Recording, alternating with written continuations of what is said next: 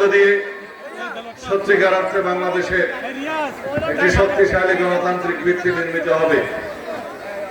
এই গণতান্ত্রিক ভিত্তি নির্মাণের জন্য আমাদের নেত্রী দেশনেত্রী বেগম খালেদা জিয়া সংগ্রাম করতে করতে, আন্দোলন করতে করতে জীবন বিসর্জন দিয়েছেন।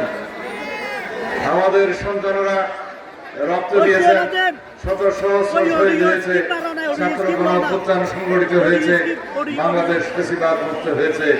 আমরা গণতন্ত্রের ভিত্তি রচনা করতে যাচ্ছি। সেই গণতান্ত্রিক রাষ্ট্রে আমরা সবাই বৈষম্যহীন থাকুক, বৈষম্যহীন সাম্যভিত্তিক সুশাসনের একটি রাষ্ট্র নির্মাণ করতে হবে, সরকার ব্যবস্থা প্রতিষ্ঠা করতে হবে এবং সেজন্য আমরা সবাই ঐক্যবদ্ধ থাকতে হবে। এই দেশের ভবিষ্যতের জন্য, এই দেশের উন্নয়ন, প্রগতি এবং সমৃদ্ধির জন্য শক্তিশালী গণতান্ত্রিক ভিত্তি রচনা করতে হবে।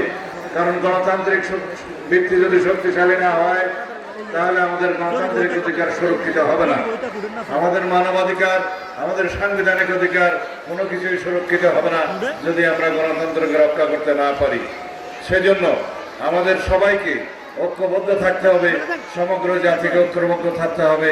আমাদের সবাই এমন একটি বাংলাদেশ চাই যে বাংলাদেশে আমাদের নারী, পুরুষ, শিশু, বৃদ্ধ, আবার বৃদ্ধ বনিতা সবাই যেন এই বাংলাদেশের মালিক হতে পারি।